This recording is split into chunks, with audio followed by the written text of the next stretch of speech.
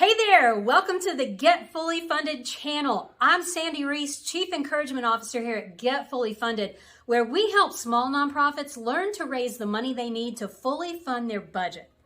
I am here to help you master the art and science of fundraising, tip by tip, and I've got a really good one for you today. But first, be sure to subscribe and hit that notification bell so that every time we upload a new piece of content, you're the first one to know. All right, let's get to this week's tip. One question I get asked a lot as a fundraising coach is, how often can we ask for donations?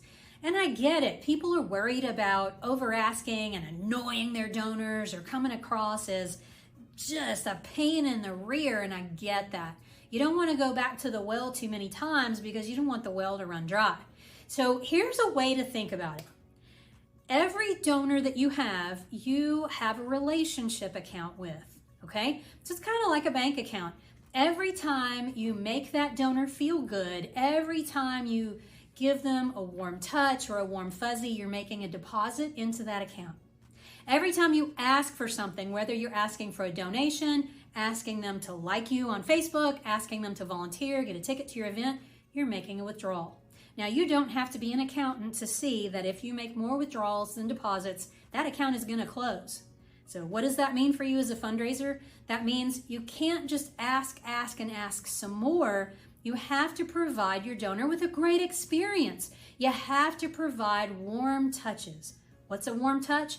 It's anything that makes your donor feel so good inside about supporting your nonprofit.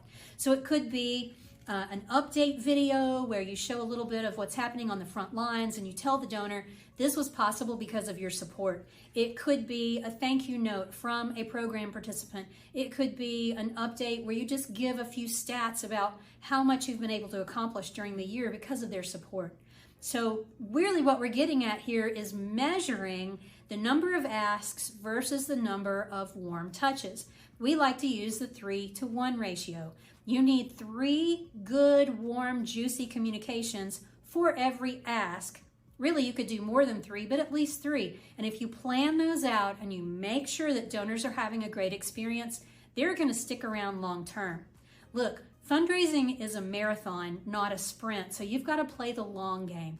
That means that you can't just focus on the dollars that you're raising today. You've got to think about the donors and their experience and what you can do to make it the best experience possible. Because when you do, they're going to stick around. They're going to keep giving. Some of them are going to give bigger gifts or more often. They're going to become monthly donors. They're going to become your favorite donors.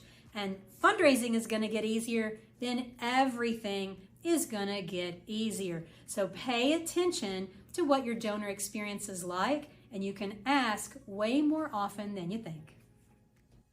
If you like this video, there's plenty more where this one came from. Be sure to subscribe and click the notification bell so that every time we add a new tip, you're the first to find out. I don't want you to miss a single thing.